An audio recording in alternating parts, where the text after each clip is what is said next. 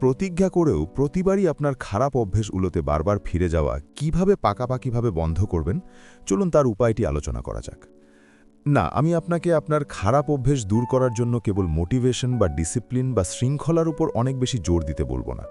কারণ আপনি যদি শুরুতেই স্রেফ জোর করে শৃঙ্খলার উপর নির্ভর করেন, তবে কয়েকদিন বা কয়েক সপ্তাহ পর আপনি আবার আগের জায়গায় ফিরে যাবেন।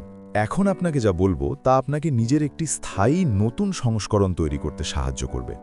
এমন একজন যে আর পুরনো বাজে প্রোক্রাস্টিনেশনের রুটিনে ফিরে যায় না। প্রথমেই একটা কথা বুঝে নেওয়া দরকার। আমাদের শেখানো হয়েছে শক্ত হতে এবং এমন ভাব করতে যেন কোনো কিছুই আমাদের কোনো ক্ষতি করতে পারে না। কিন্তু মানবজাতি বা মনস্তত্ত্ব এভাবে কাজ করে না।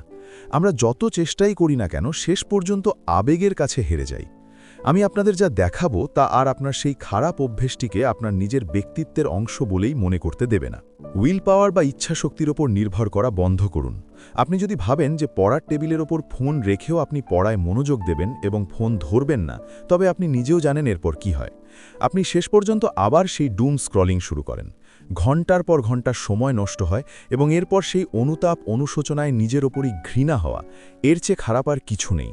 আর সবচেয়ে বড় সমস্যাটা হলো পরের দিনও আপনি জেনে শুনেও সেই একই জিনিসের পুনরাবৃত্তি করেন। সত্যি বলতে আপনার মস্তিষ্ক এই দুষ্টচক্রটি পছন্দ করে। আপনি যখন একই জায়গায় যান, একই জিনিস ব্যবহার করেন বা একই পরিবেশ দেখেন, আপনার মস্তিষ্ক সেগুলোকে নিজ অস্তিত্ব ও অভ্যেসের সাথে মিলিয়ে ফেলে।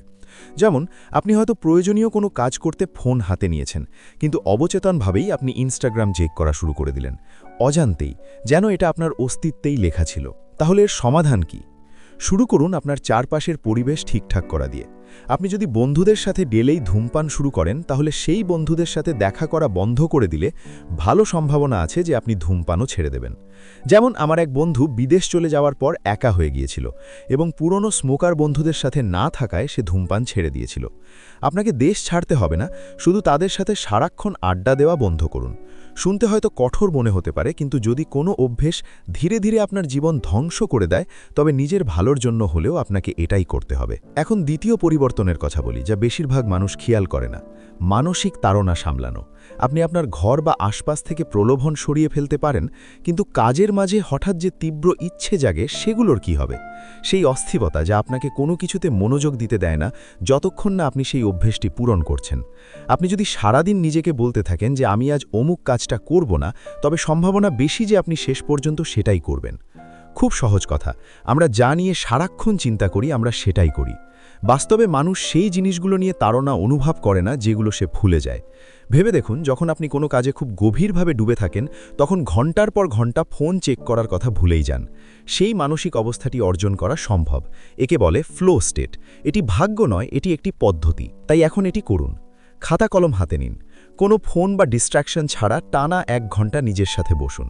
আপনার প্রতিটি সমস্যার কারণ এবং কেন আপনি বারবার ভুল করছেন তা সবটা লিখে ফেলুন।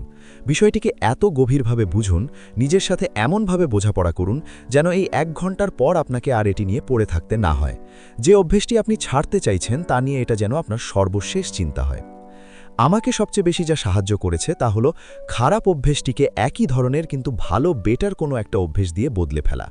উদাহরণস্বরূপ, আমি সারাক্ষণ নেটফ্লিক্স মুভি সিরিজ দেখা বাদ দিয়ে সেই সময়টাতে ভিডিও এডিটিং শুরু করি।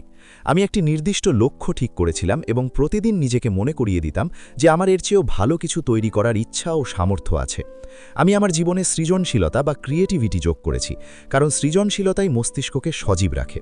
আপনি যদি মনে করেন যে আপনি ক্রিয়েটিভ নন, তবে আমার পরের ভিডিওটি আপনাকে দেখাবে কিভাবে ক্রিয়েটিভিটিকে নিজের ভিতর থেকে বের করে আনতে হয়। আপনি ক্রিয়েটিভ বোধ করেন বা না করেন, জীবনে এর প্রয়োজন আছে। এটা নিয়ে কোথা থেকে শুরু করবেন অনিশ্চিত হলে আমার পরের ভিডিওটি আপনাকে সাহায্য করবে।